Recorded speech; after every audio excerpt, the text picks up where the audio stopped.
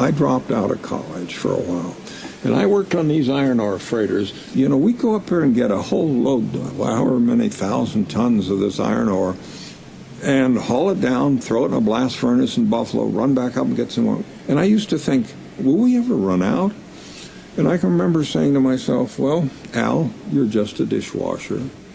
There are smart people in Washington. If there's any danger of running out, they will act rationally and warn us so that we can reduce our consumption.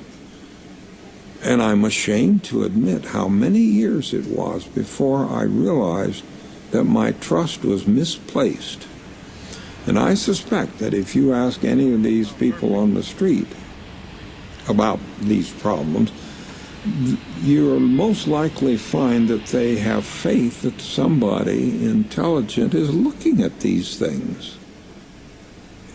And that isn't a justified faith. We have to do our own thinking for ourselves. We can't let other people do our thinking for us, because a lot of people have ulterior motives, and they'll try to steer us in the wrong direction. A lot of them don't know what's going on, even though they're in positions of power. The thing that we miss in this country is a national leader in the White House who will go up and say, hey, this is a problem. Look at the numbers.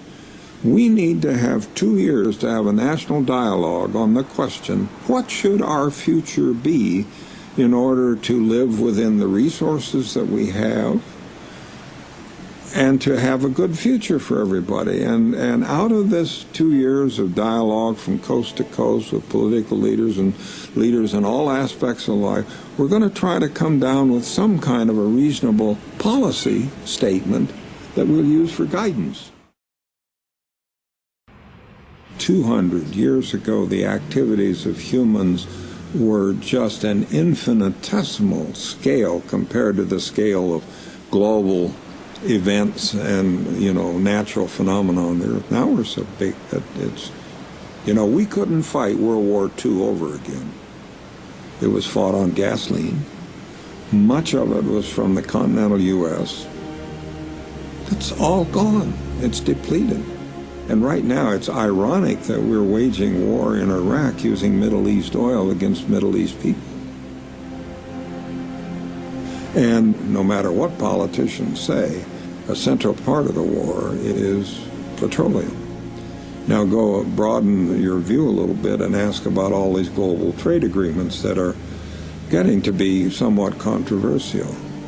I think that one of the principal motivations behind the U.S. support for those agreements, and its support from both Democratic and Republican parties, is to allow us to get our hands on their resources before they get developed and want to use them for themselves. We want to go to other countries and take their resources to drive our SUVs.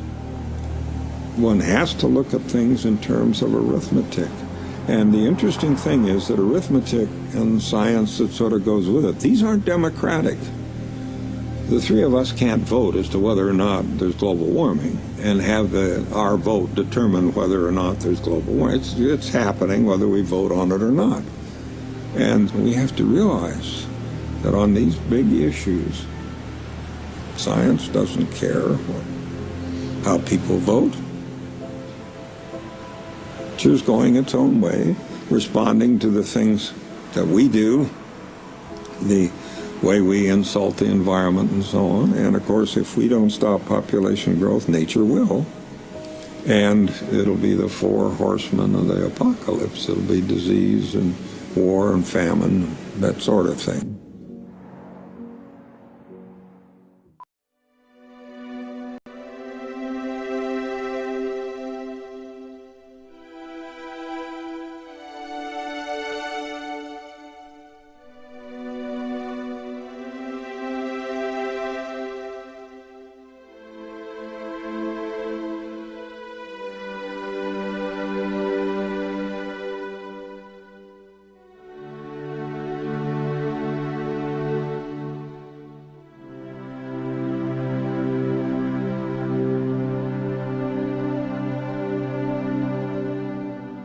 The world's saying, look, you got a choice. You can either fix it or I can fix it. And if I fix it, you're not going to like it because I'm going to throw everything away. And everything means most of us.